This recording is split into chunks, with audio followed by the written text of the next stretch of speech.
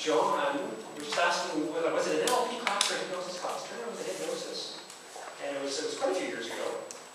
At least 3 or 4. I think it was 4 years ago. Anyway. And one thing I love about John is his art of story is really, it brings a smile to me every time I hear him speak. So I'm really, he always has an inspiring message, so I'm sure this will be, did I set the bar too high for you now? Yes, you did. Yeah. Thanks. Sorry about that. Sorry about that. But it's, having that superpower. Without further ado, John Dafos.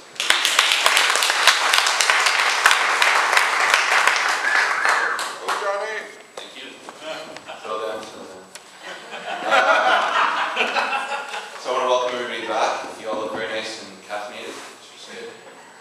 And before I begin, I just wanted you all to just become aware of the fact that you're breathing. Just kind of notice where your breath is at this moment. And I want to tell you about one of my favorite authors. His name is, he's a Greek writer, Nikos Kazantzakis. He was born in Crete. And he wrote the book Zorba the Greek, in addition to many other books. Zorba the Greek was made into a classic film starring Anthony Quinn. I'm not sure. Has anybody seen the movie? Many times. Many times? That's right. Now, Kazantzakis was a late bloomer in life. He didn't start publishing his works until he was into his 50s. And even then, it was in a brief span of time, about 10 or 15 years, where he achieved most of his success. And he wrote some of the most, for me anyway, the most challenging, entertaining books in modern literature. And when I visited his gravesite in Crete about 12, 13 years ago, I was in my early 20s, I developed a deep relationship with the man. I'd read everything there was to read about him, and read many of his books. And his words, I remember just walking at school or just at home, his words would always just circle in my mind. They'd just hover in my mind, images that he created, themes that he talked about. And I remember, in fact, like a scene from one of his books, The Last Temptation, which made it to a Martin Scorsese film. One night when I was in university, I was at home, trying to put myself to sleep by reading, and not studying, of course. And I was like shaken, totally moved by the scene that I was reading, because I was reading a scene that I had imagined myself writing about 2 or 3 years before. And here I was reading this book, reading this scene, and the way he described it was exactly how I had envisioned it 2 or 3 years before. And so needless to say, he became, for me, a model of greatness. He was repeatedly nominated for a Nobel Prize for literature. He never won. He lost out to Alexander, who also praised him. So despite all his success in his homeland, he was viewed with contempt by many of his countrymen. His books cut too close to the bone, they said. He painted pictures of people he loved so much and learned so much from, with just too many warts, with just too many pimples. So he left his homeland in exile. He might have said something about how Greeks are really bad with money. Who knows? It really is possible. So I always wondered, and I still do today, how he was able to look at the circumstances of his life and still continue to produce the fiction that he did. And his greatest triumph fell to his greatest defeats. His greatest defeat helped produce his greatest triumphs. So, did he lead and influence himself with truth or with hope? When we're looking at ourselves and our lives and who we are before and beyond and beneath the ups and downs of what we do, it's not easy work. We're all born storytellers.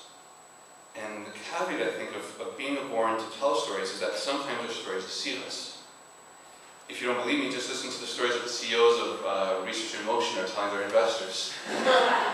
You'll ask yourself whether they're being truthful, are they being hopeful, or are they just deceiving themselves?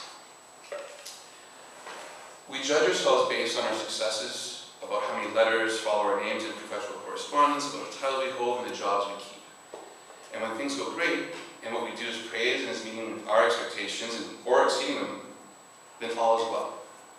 And when things are below our expectations, when things aren't so great, we don't. And let's not even discuss times that everyone else thought we did an amazing job and we ourselves thought, oh, that was crap. That's why we come into Yes, but. So we judge ourselves, we tell ourselves stories which are based on the story we tell ourselves about our performance, which conveniently always omits and distorts certain facts. We don't remember everything clearly. And which is also further based on a story we originally told ourselves, often in the voices of our unrelenting parents, about how we should perform, how we should do better, not doing enough. Or was it just my parents? Can you remind me? So that. So all these stories, these webs upon webs of stories, and it's a wonder why we feel so tangled sometimes. So the antidote, I believe, is a radical self-acceptance. It's looking at our achievements and our failures, at our greatness and our weaknesses, with the poise of a pathologist. It's about accepting all points in the spectrum of our personalities, the good, the bad, the positive, the negative, the dark, and the light. It's about cultivating the ability that each and every one of us is born with, the ability to look without judgment, with an infant's mind, a beginner's mind, curious about the endless possibilities that exist within us and before us. It's truly about recognizing patterns of thoughts and to engage them, not with more thoughts, but with total and utter kindness. It's about recognizing the times when our minds are wrapping words of grandeur around our accomplishments and when our minds smudge words of disgrace at our supposed defeats. It's about opening the limits of what we can hold in our awareness so that it's wide enough so that who we are, which is good, caring, compassionate human beings, capable of love and joy, can coexist with who we think we ought to be and who we think we aren't. It's about cultivating a depth and breadth of self-kindness that is beyond ethics, which is, I think, truly beyond good and evil. Holding the constant surfacing of judgments that come up and the reactions and the opinions we might carry with us about ourselves and others, and not clinging to them, not attaching to them, not identifying with them. Just cultivating the ability to smile at them, to nod at them, to recognize them, and then to just let them go. Because whether they're good or bad, preferred or rejected, they are a part of our experience. They are a part of who we are. We can view them with hard truth. Here's my I'm not good enough pattern, and it's making me feel anxious. And we can then view them with enlightened hope. I know this pattern. I felt it before. I know its tone. I know its texture. I know how it tastes. And it's okay that it's here. And then we can observe everything that's here. We can see it, hear it, feel it, smell it, taste it. We can become aware of its lifespan. Because those good things and those bad things, those things that come up, they do have lifespans. They're not forever. We can become intimate with it with a sense of humor. So we can cry with it when necessary and hug it when it walks up in front of us and takes off its shoes. Seeing things as they are with hard truth and enlightened hope at once, and just holding them there long enough to not want things to be otherwise. Holding them all in total amazement. This, I think, is integrated thinking. This is integrated being. Cultivating this constant and relentless self-acceptance is the highest art of living in an integrated kind of way. It's the Jungian process of individuation. It's the experience of Basira in the Sufi tradition. It's the experience of Nevma, of the spirit in the Christian tradition. It's the experience of the Tao, or Buddha nature. When I think about self-acceptance, my mind goes back to Kazantzakis. Because despite the fact that he was misunderstood and shamed by so many of his own people, he still continued to love them and to spin their triumphs and follies into breathtaking literature.